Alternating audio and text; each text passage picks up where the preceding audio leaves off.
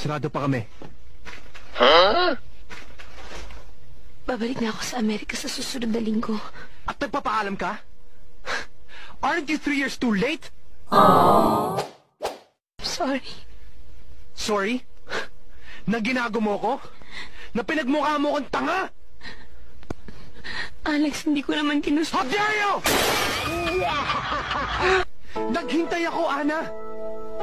Pinaasa mo ako. Pinakamalagang araw yun sa buhay ko. Nating dalawa. Pero iniwan mo ako. Hindi mo kailanman malalaman kung gaano mo ako nasaktan. Natakot ako na baka masira ang buhay mo nang dahil sa akin. To leave it all behind.